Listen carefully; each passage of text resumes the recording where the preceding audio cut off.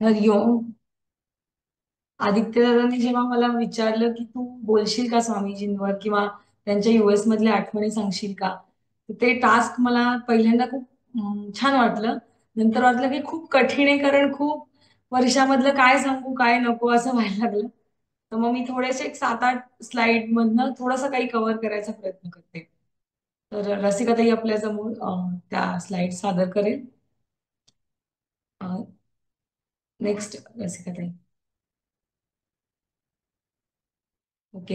हा फोटोवरनं काढलेला फोटो आहे, त्यामुळे थोडासा ब्लर्ड आहे, पण आपण बघू शकता की स्वामीजी आहेत फोटोमध्ये. आणि मी आणि माझी जुळी बहीण स्वामींसोबत अभंग म्हणतोय. तर अशीच माझी खरी स्वामीजींची पहिली भेट झाली. यावेळेला मी साधारण 5वी-6वीत होते, पण जेव्हा पहिल्यांदा मी तिसरीत भेटले, तेव्हा त्यांच्या माझ्यामध्ये घडलेला पहिला संवाद हा आम्ही त्यांना अभंग म्हणून दाखवला होता, ज्ञानेश्वर महाराजांचा असाच होता. आणि त्यानंतर मग ते सांगायचे ते खूप कळत होतं, पटत होतं किंवा आम्ही ते ऐकत होतो असं पण नाही. पण त्यांनी अभंग म्हटलं की म्हटलं की म्हणायचं, असा घरचा नियम होता. तर त्यामुळे अभंग मात्र आम्ही म्हणायचो आणि लोक पण कौतुक करायचे.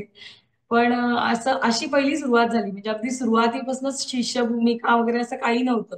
म्हणजे खरं तुम्हाला खरं खरं सांगायचं तर कधी कधी मला खूप राग पण यायचा स्वामीजींचा. कारण ते यायचे ठरले की आई खूप बिझी होऊन जायची कार्यक्रमामध्ये, आणि मग निमंत्रण पत्रिका छापा, कार्यकर्त्यांची मीटिंग, घरामध्ये पाहुण्यांची वर्दळ, मग आमची परीक्षा आहे, आमच्याकडे कुणाकाच लक्ष नाहीये, असं सगळ्या ह्याच्यामध्ये थोडंसं असं कधी कधी मनात खूप कुरबुर पण चालायची. पण जसं स्वामीजी, असं मला अजूनही ते आठवते चित्र, की जसं ते आमच्या दारातनं आत त्यांची गाडी यायची, तसं मग मनामध्ये कालवा कालवा व्हायला निर्माण व्हायची की अरे, ही कोणीतरी खूप मोठी ग्रेट व्यक्ती आहे आणि आपण फक्त आपलंच पुढे लादून असं मनामध्ये खूप कटकट जी करतो ती त्यांना कळत असेल की काय, असं वाटायचं.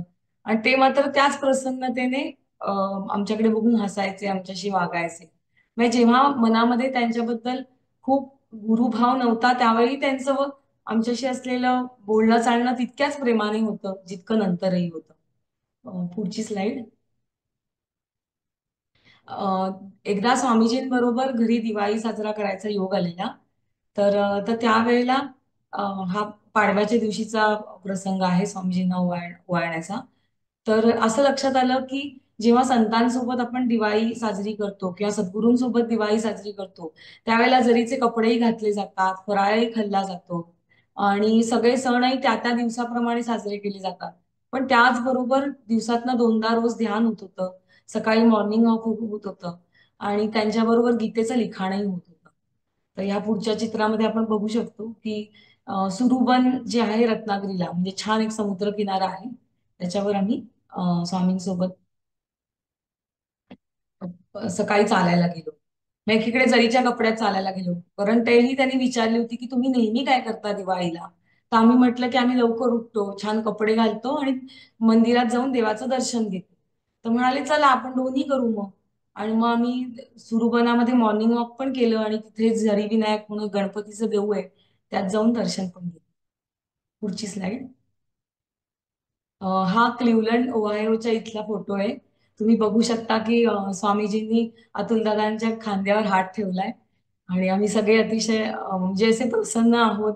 सकाळी ह्याच्या पूर्वी ध्यान झालेलं आहे आणि त्यानंतर मॉर्निंग वॉकला आलेल्याची ही वेळ आहे. आशाताई देखील संध्याताईंचा हात धरून आहेत.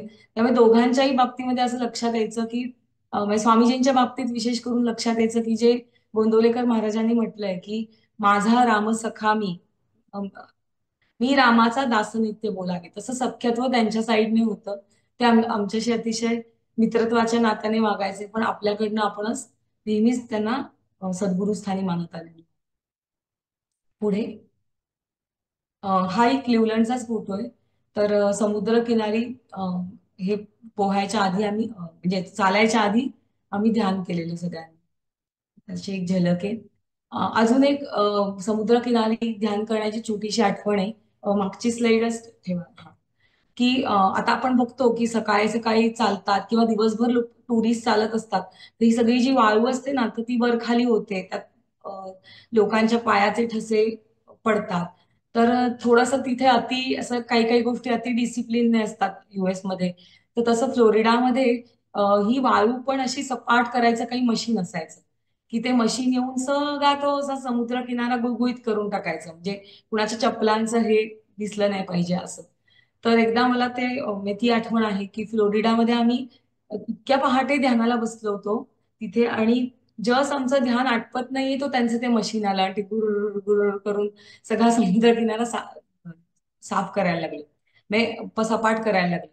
पण त्यावेळेला पण स्वामी म्हणाले, बघा वेळ पकडली की मग सगळं बरोबर होतं असं. तर त्यानंतर पुढची स्लाइड. स्वामीजी न्यू ओर्लिन्सला आमच्या घरी आलेले होते, तर तिथे एकदा आम्ही झू मध्ये त्यांच्यासोबत गेलेलो. तर त्यावेळेचा फोटो आहे. तर ते त्यांना खूप अतिशय म्हणजे फोटो काढायची आवड होती, आणि त्यामुळे फ्लेमिंगो वेगवेगळे पक्षी ते इतक्या कौतुकाने सगळं बघत होते की ते आम्ही ऑलरेडी ते झू बघितलेलं होतं, आणि ते पक्षी पाहायच्या ऐवजी आम्ही स्वामींनाच जास्त बघत होतो. कारण बाकी ते सगळं पाहिलेलंच होतं. स्वामींना पाहणं हा अजून एक म्हणजे आकर्षणाचा विषय होता. पुढे त्याच वेळी न्यू ऑर्लिन्सच्या घरामध्ये ते थाई करी बनवतायत. तर त्यांना कुकिंगची प्रचंड आवड होती, आणि त्यातही जे ध्यानाला सूट होईल असं, खूप जड होणार नाही असं, आणि त्यांचं सॅलडवर खूप भर असायचा. त्यानुसार भरपूर हिरव्या वगैरे भाज्या घालून एशियन स्टोअरमध्ये त्याच्यासाठी जाऊन खरेदी करून त्याला जे जे लागतं ते, कारण त्यांना असं काहीतरी नाही केलेलं चालायचं, सगळं बरोबर त्याच्यासाठीची साधन सामुग्री ते जमवायचे आधी, आणि मग ते करायला लागायचे. आणि अजून आम्हाला म्हणजे नवीन काळातल्या तुम्ही ज्या सगळ्या आम्ही मावश्या आहोत तुमच्या, तर त्यांना आम्हाला स्वामी बरोबर राहायला अजून का आवडायचं, कारण त्यांची कधी परीक्षा बघायची नाही की तुला पोळ्या येतात का, घडीच्या येतात का, अमुक येतं का. ते स्वतः तिकडे कुकिंग करायचे आणि आम्हाला बसवून खायला घालायचे. तर त्याच्यामुळे खूप मजा यायची. पुढे. ओके. ही मी एक शेवटची स्लाइड ठेवली आहे. फ्लोरिडामध्येच असताना पुढे ते डॉक्टर देशमुख आहेत जे न्यूरोसायन्सवर काम करतात, आणि त्यांचं हे प्रायव्हेट अशी जेट्टी टाईप आहे की पुढे जाऊन तुम्ही एकदम म्हणजे पूर्ण तिन्ही बाजूनी समुद्र आहे, आणि तिथे तुम्ही जाऊन बसू शकता. समुद्र म्हणजे पाणी आहे थोडक्यात खाडीतलं. तर तिथे स्वामीजी आणि ते चालायला गेले होते. मागून आम्ही आधी त्यांचा फोटो काढला, आणि मग थोड्या वेळाने आम्ही पण तिथे गेलो. तर त्याला मी असं टायटल दिले की चालतील सद्गुरू त्याने पंथे जाईल. त्यांनी इतक्या गोष्टी शिकवल्या आहेत, आणि तर त्यानुसार त्या मार्गावर आपलं नित्य चालणं होऊ दे, त्यांना हवी तशी साधना आपल्या कडून घडू दे अशी त्यांच्या चरणी प्रार्थना करूया. त्याची दुसरी ओळ अशी आहे की चालतील सद्गुरू त्यामी पंथे जाईन, उमटतील पाऊले त्यामी धुळीत नाही. हरी